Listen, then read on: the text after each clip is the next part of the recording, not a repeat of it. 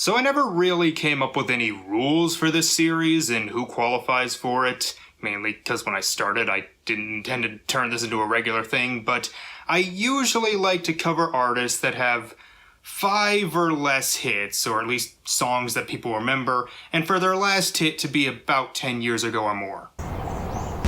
With this artist, people who were around during her peak will probably be able to name about 6 to 10 songs off the top of their head. And her last big hit came out in 2017, which was only about 8 years ago. But you know what? I feel like breaking my rules just this once so I can give my girl her due. Wake up in the morning feeling like P. Diddy. Hey, what up, girl? Yep, I'm finally going to talk about Kesha, one of my favorite musical artists. Just like Owl City, I have actually been keeping up with her stuff to the present day, but for the majority of people, Kesha is that singer who had a decent-sized number of hits between 2009 and early 2014, then something absolutely horrible happened that forced her career on hold for several years, then had that one emotional song telling her rapist to go fuck himself, and that's it. But she actually has a pretty solid list of bops from after that time, and also a surprisingly decent acting career, and I want to finally talk about her. Who knows, maybe we can finally get her another hit. This is probably going to be a long one. Whatever happened to Kesha? Now the party don't start till I walk in. Don't stop. So with this series, I not only like to talk about the music, but other aspects of their professional lives. And with Kesha, we have to go back way to 1992, when at just 4 years old, she cameoed in the blockbuster epic Fart the Movie. It's about a guy who loves farting and his girlfriend hates it, and the rest of the movie is him watching TV where everything on it is fart related. I watched it, it is exactly as good as you think it is. Anyway, Kesha appears as a little girl on this segment called The Bong Show. Woo! There you go, you perverts. Apparently her mom worked on the soundtrack. Well, anyway, let's skip ahead 14 years to 2005. Where the hell are we? Yes, remember that show where Paris Hilton and Nicole Richie live the lives of the poors? Well, one episode has the ladies heading down to Nashville where they job shadow a wedding planner and stay with single mother P.B. Sherbert, one of her kids being 17-year-old Kesha Siebert. The whole episode is about the two not only helping to plan a wedding, but also get PB a man. Well, let me tell you what I want. He's got to be a hippie.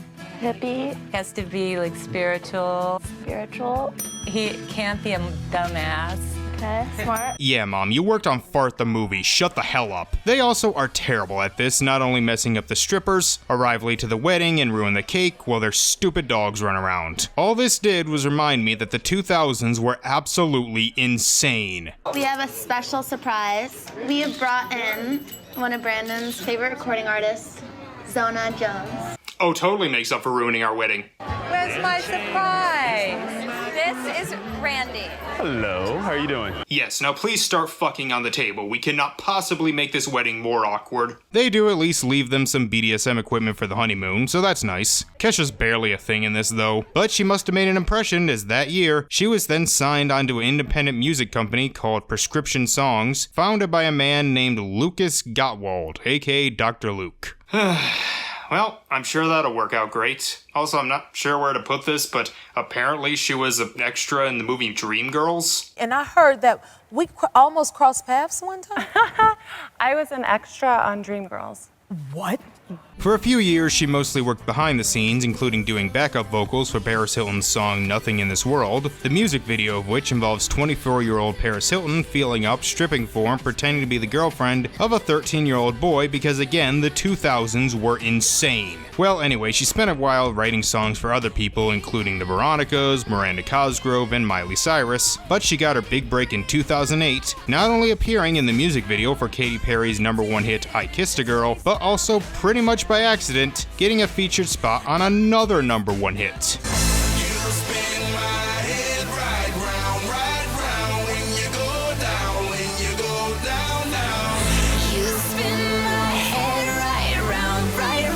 Well, that got the ball rolling, signing a deal with RCA Records. She released her first album, Animal, in 2010, and it went platinum. Not hard, as just a few months earlier she released her debut single, and by January, it was the #1 song in the country. Don't stop, make it pop, DJ blow my speakers up tonight. TikTok is not only a great party song, but one that just feels like a hit. If this wasn't big, it would be discovered years later with people wondering why it wasn't bigger. It's catchy as hell and has so many memorable lines. But we kick 'em to the curb unless they look like Mick Jagger. My heart it pounds, yeah, you got me. Po-po just here in the world, but got plenty of beer. Pedicure on our toes.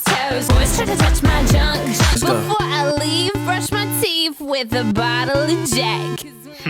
You know, I was actually gonna go and buy a bottle of Jack Daniels and brush my teeth with it, but then I remembered I really fucking hate Jack Daniels, and I'm not wasting money on that fucking joke on something I'm not gonna drink. It would not only be her biggest song, breaking records for digital downloads, but would be the biggest song of 2010. And she would continue her streak throughout the whole year. Blah Blah Blah peaking at number 7, Your Love Is My Drug at number 4, and Take It Off at number 8. All certified bangers. Even the songs she featured on by previously covered acts Tayo Cruz and 303 got on the charts. 2010 was a big year for a lot of artists: Katy Perry, Rihanna, Eminem, Bruno Mars, but none more than Kesha, becoming a major celebrity, appearing on shows. And as far as the Animal album goes, besides the singles, I recommend the songs Kiss and Tell, Steven, and Dancing with Tears in My Eyes. And hey, since you're so hot right now, why not release another album? In November of that year, she released an EP called Cannibal and got off one more #1 single. Tonight we're going hard, just like the world is ours. I've talked about this song before, naming it my favorite #1 hit of the entire 2010s decade. I love it. It is one of the best examples of a pop song you could find, despite having one of the worst music videos I've ever seen. Like, seriously, what is even happening in this? They're having a drag race rave in a tunnel? And why is everyone so ugly? No, Kesha, don't kill yourself, it's not that bad. But yeah, this is not only a fun song, but a song with a good message. Apparently she wrote it because she kept hearing about LGBTQ+ teens committing suicide and wanted to make an empowerment anthem, and I think that's pretty cool. By the way, Kesha has come out as omnisexual. But yeah, this is one of my favorite songs. Other great songs on the EP, like the title track Cannibal, which actually became a viral TikTok hit in 2020, Sleazy, and my biggest guilty pleasure, Grow a Pair. You're acting like a chick all the time. You were cool and now you're not, just like that. When you grow a pair, you can call me back. Like, this might be the dumbest song she's ever written, but I fucking love it. But the only other single to come off it was Blow. This place about to blow. Honestly, I think this song is just okay. It has its moments, but the chorus is kinda weak. Also, the music video is weird. This place about to blow.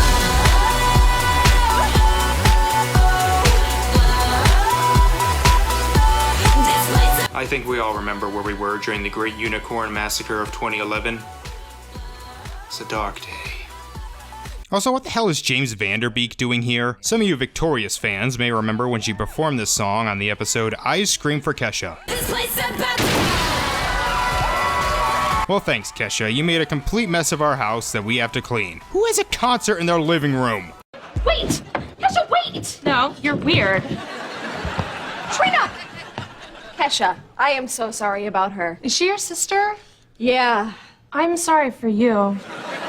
Well, this girl did kidnap several members of the Click 5, so run, Kesha, run! There was also whatever this is. Time to get the day going, dress it up to the nines. Yo, Critter Crew, make Princess Kesha look fine. Man, people were right, the Snow White remake is awful. While this was all happening, she did continue to write for others. Perhaps you remember this.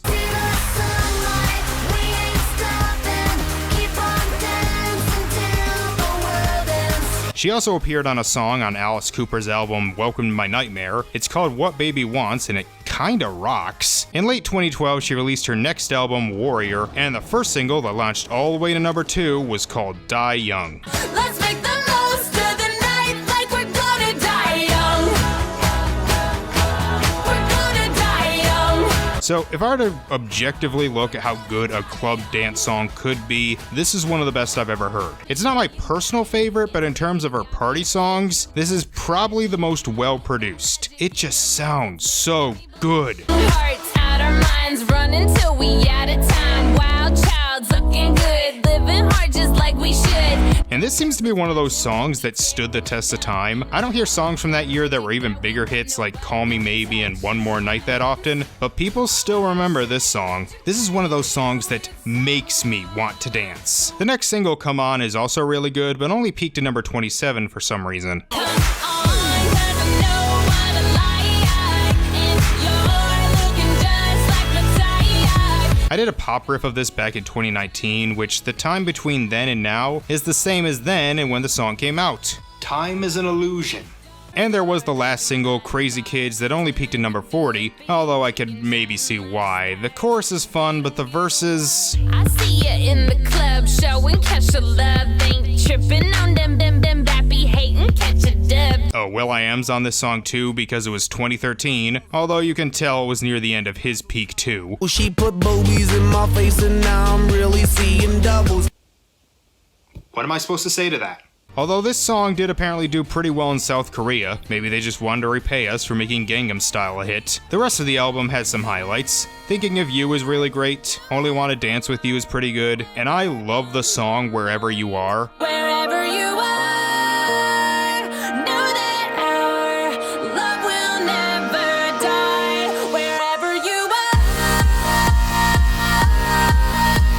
As far as the non-singles, that's the one I recommend the most. So while the album did do well, it didn't do as good as Animal. Some blame the fact that the first single was called Die Young and just a few weeks after its release, the Sandy Hook shooting happened. I don't think so. I think it's just not really what a lot of people were looking for in 2013. It's certainly a more mature album, although some of the songs are a little out there. For example, the song Supernatural is apparently about the time she fucked a ghost. Kesha, we've been over this. Ghosts can't do it. Well, she did still promote it by going on tour and also having an entire reality TV series that aired on MTV for 2 seasons called Kesha, My Crazy Beautiful Life. I managed to find all the episodes of season 2, but honestly I only watched the first episode.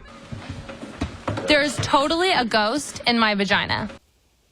I don't think I'll top that, so I'll just say she was also in an episode of Robot Chicken. No one's gonna tell me what to be, no one's gonna tell me what to do, and no one's gonna tell me that I'm meant to kill, 'cause I'm a sexy robot with free will. I didn't need to show you that, I just thought you should know. Anyway, despite the underperforming second album, she did manage one more #1 hit. It's going down, I'm yelling timber, you better move. Yep, Timber, the smash hit from Pitbull's EP Meltdown, and this would actually end up being his peak as well since he only had one minor top 10 hit after this. So I think this song is well liked, I still hear it sometimes, but honestly, I think it's just kinda meh. I'll never turn it off if it's on, I'll jam if it's playing at a club, but I have never felt the need to listen to it on my own time.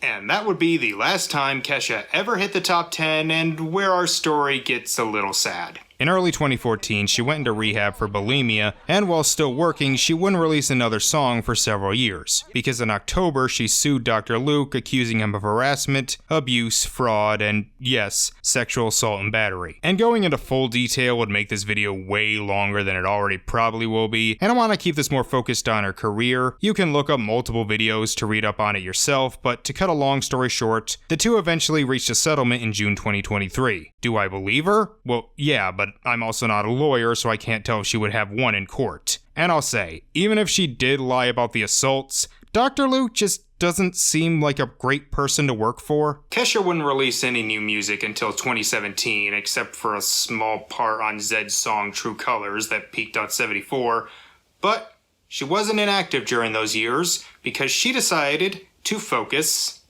on acting. Her acting career took me down a rabbit hole I was not prepared for. And keep in mind, I'm only going into the narrative stuff. If I went into all her appearances on reality shows, we'd be here all day. In 2015, she guest starred in an episode of Jane the Virgin, a show I have never seen. So anyway, listen, so excited to have you guys in the neighborhood. Love your sound. I was just wondering if maybe you could not start practice at 10 p.m.? Noise ordinance says we can play till 11. That's why my dad rented for us here. Ma'am, you're pushing 30. Knock that shit off. That same year, she made a big screen appearance in the film Gem and the Holograms, based on the 80s cartoon. I had been hearing for a decade that this was terrible, and boy, you guys were right. This was horrendous. Kesha plays Pizzazz, the leader of rival band The Misfits. Our songs are better. We're gonna get her. This could have been one of the greatest casting decisions of all time, but there's one problem.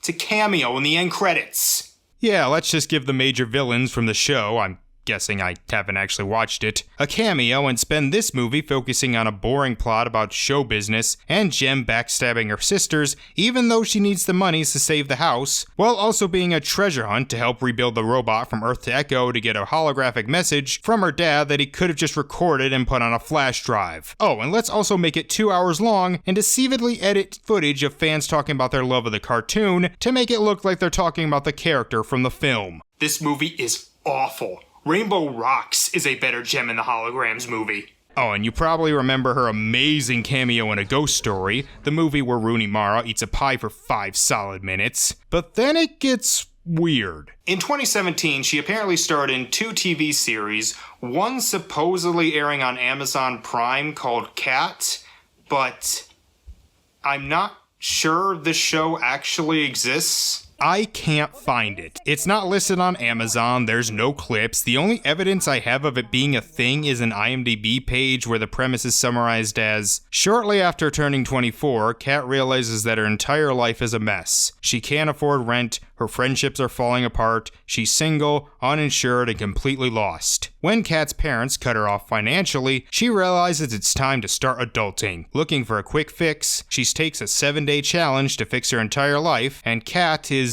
a house cat. There's some pictures, but otherwise I can't find anything about this. I feel I've been robbed. The other show I at least know happened. It was an adult animated show called Highly Gifted that aired exclusively on Snapchat. As far as I could tell, the show was deleted and I can't find it, but there are at least some clips online. This show, also starring Drake Bell, Josh Brainer, and Ron Funches, and from the little I've seen of it, doesn't look great.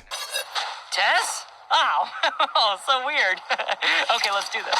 Whoa, whoa, whoa. We're having sex. We're having sex? I'm so glad you've decided what to do with my body. No, this is just my sex dream. It's your dream to sexually assault someone? No, that feels like a total mischaracterization. Listen, I'm not gonna call the cops. Thank you. I don't know how I should feel about her lecturing us about sexual assault given what was happening in her personal life, but why do so many adult animated shows feel the need to make their main characters look as ugly as possible? She also appeared on an episode of a show called Jeff and Somalia. Oh dear God. This is the show that should have been called But Ugly Martians. Honestly, this isn't the worst thing I've ever seen. I did laugh a fair amount, but it feels like something that only exists to get some of that Rick and Morty money. And she also guest starred on an HBO series called Animals. Well, can't see why she'd be drawn to this show. She plays a worm.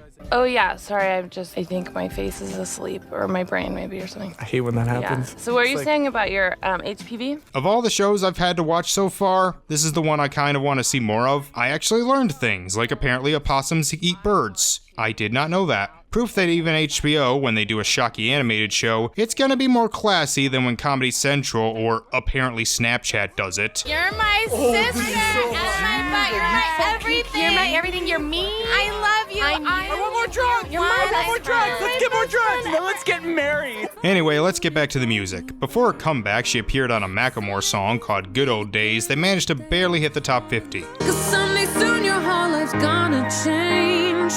You'll miss the magic of the good old days. Wish I didn't think. I remember when the song was new and thinking it was okay, but listening to it now, man does it hit different. Did I mention that same year she turned 30? And of course later that year she would release her third album, Rainbow, and its lead single, Praying. This song is a lot. Don't get me wrong, it's fantastic, but it's not one I can just pop on and listen to. It would be kind of interesting hearing someone who didn't know the backstory and we just went from Timber to this. And we both know all the truth I can tell. I'll just say this is a wish you farewell. I've heard several interpretations of the song, including some saying it's sarcastic in the same way you might say, "I'll pray for you," when you really want to say go fuck yourself. But she does seem like she genuinely wants Dr. Luke to be better, but that doesn't take away from the fact that she is mad. Anyone who has ever been hurt by someone will probably relate to the pure, desperate scream she does at the top of her lungs. Oh yeah, that's power. And the fact that it came out right around the time the Me Too movement started probably helped its success. It was praised by critics, peaked at 22, and objectively is probably her best song, but again, it's not one I can just pop on. The only other song off Rainbow was the song Woman featuring the Dap King Corns.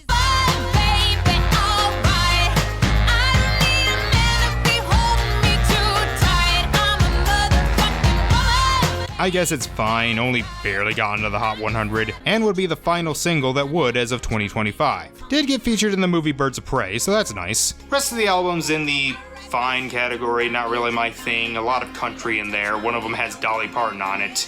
But there are 3 songs that I really loved. First is Let 'Em Talk, featuring the Eagles of Death Metal, which is just a fun rock song.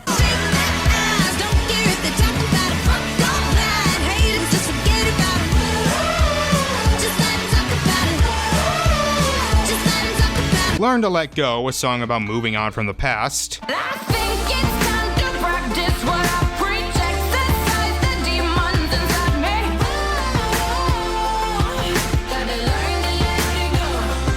And my favorite song on the album, Hymn, another song with religious ties, but made for the outcast who may not have religion. This is a hymn for the hymnless kids with no religion. Yeah, we keep on singing, yeah, we keep on singing, flying down the highway, backseat of the Hyundai. This is the song I recommend the most. She also co-directed a short film based around the album, and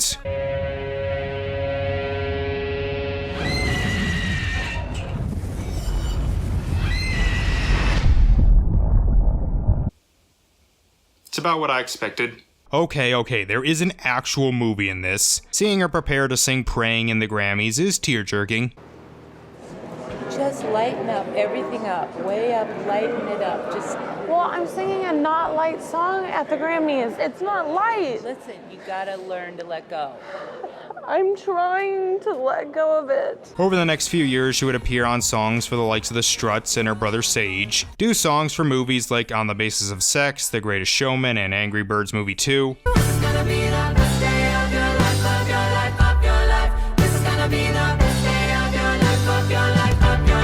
I like this one. It's like they're saying, don't worry everyone, we're actually gonna try with this one. She released her next album in January 2020 called High Road, and was set to go on tour to promote it, but obviously that didn't happen. The first single I really liked, called Raising Hell. Oh, if you couldn't tell, we can always find the trouble, we don't need no help. Singing, oh, mama raised me well, but I don't wanna go to heaven without raising hell. Sort of sounds like a mix of both Praying and Timber, and the music video is insane. She's a televangelist who's in an abusive marriage, kills her husband, tries to run away, but is arrested.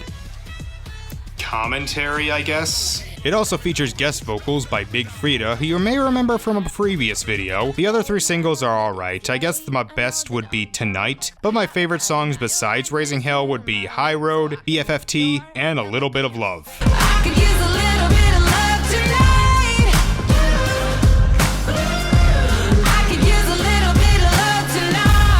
I think this song was supposed to be about a guy, but given the music video, I'm gonna guess it's actually about her cat, and thinking that just makes me love this song that much more. The rest of the album's alright, although obviously none of these songs became hits. Over the next couple of years, she would keep busy starting a few podcasts, do some touring once lockdowns lightened, and appeared on other artists' songs. One of them you may have heard of. Yes, Walker Hayes' hit Fancy Like had a remix with her, although this isn't the one that charted. Yeah, we fancy like Applebee's on a date night. Got that Bourbon Street steak with the Oreo shake. I know country fans didn't like this, but the country hater in me kinda did, mostly because they hated it. In 2022, she created and starred in a paranormal show that aired on Discovery Plus called Conjuring Kesha. Kesha here. When I'm not on stage, I'm exploring my connection to the supernatural. It's kind of my thing. And I'm bringing along my friends for the whole terrifying trip. So yeah, it's basically Ghost Adventures except with Kesha and some D-list celebrities. It only lasted about 6 episodes and I didn't think it was very good. Maybe 10-15 years ago I would have gotten into this, but I was mostly bored. I think of one of the episodes she joins a cult. With how obsessed she is with the paranormal, at this point I'm pretty sure she did fuck a ghost. She fucked him, married him, and had his babies. Although I don't think she ever specified if it was a male ghost. Next album would come out in 2023 called Gag Order. On April 28th, she released 2 singles, one called Fine Line and the other called Eat the Acid. I gotten used to being lost. Changed like it changed me. I never felt like I've been loved. Me changed like it changed me. Turns out my mama wasn't wrong. Said don't ever eat the acid if you don't wanna be changed like it changed me. You said all the edges got so jagged. Now everything you saw then can't be unseen. You said don't ever eat the acid. You don't wanna be changed like it changed me. Okay. I guess that was fine. How's the other one? I'm trying to balance.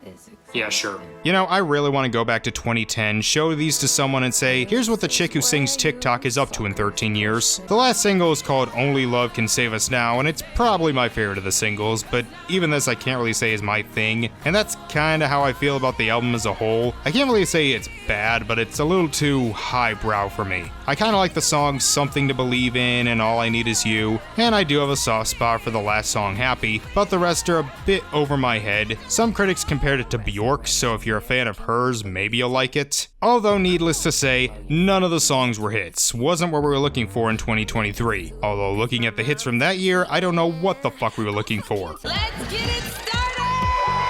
Going back to acting, that same year she not only made a cameo on Muppets Mayhem, but appeared in the animated web series Hell of a Boss, playing Queen Beelzebub, seen here plotting her overtaking of Luna as the fandom's favorite waifu. She's a fucking cutie. Where you been hiding, girl?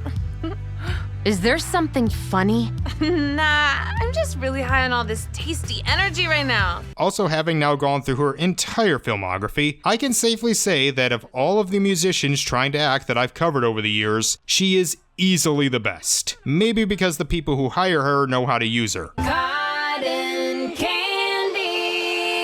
She also co-wrote the episode song called Cotton Candy, which fucking slaps. But despite voicing the character, that is not actually her singing. That's a woman named Rochelle Diamante. Some stupid dispute with her label prevented her from actually performing the song. A dispute that lasted so long that the episode was delayed for over a year. But this wouldn't be a problem for long because in March 2024, she was finally released from her label and able to go independent. And her first act as an independent artist came on July 4th, where she released the single Joyride. Joyride, joyride, I'm just looking for a good time tonight. This song is great. It really does bring back that TikTok feel, mainly by being extremely quotable. You a man, 'cause I'm a bitch. A label whore, but I'm bored of wearing clothes. You say you love me. That's funny. Well, so do I. You want kids? Well, I am mother. It did chart in a few countries and got onto the dance charts here, but never quite made it into the top 100. But I really love it. And on the 4th of July, 2025, she released her most recent album, Period. Besides Joyride, there's 4 other singles. Delusional, a breakup song that's also probably about Dr. Luke. Baby, you're delusional. Thinking you could ever find something that's as beautiful. Someone with a love like mine. Then there's Yippee-Ki-Yay featuring T-Pain because fuck it, we need to bring back everything from the 2000s, even by force. Bitch, I just got a brand new car. Hose me down at the trailer park. We lit up like a bonfire, singing yippee-ki-yay, yippee-ki-yay. As an expert in white trash, I'm contractually obligated to love this song. Then there's Boy Crazy, which I originally thought was just okay, but it's grown on me. Fly me out and entertain me. Oh, I'm boy crazy. And finally, my favorite single off the album, The One.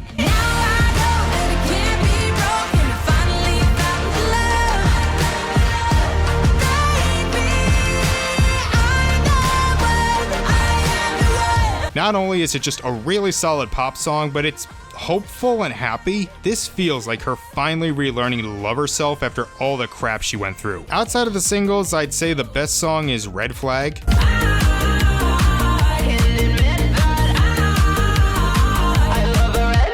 But the whole album is pretty good. None of the singles charted, although she did do a cover of Lindsey Buckingham's Holiday Row that peaked at 88 last year, so there's that. I'm really glad she's able to make the music she wants to make. She's really good at what she does. She even gave a TED Talk about the alchemy of pop, and despite how much I went into, there is so much more I left out and stuff I might have missed. So check out some of her later stuff if you haven't, or go back to her older stuff and remember when pop music could be fun, because it's not like we got much this year. Thank you all for watching, and I will see you next time. Bye.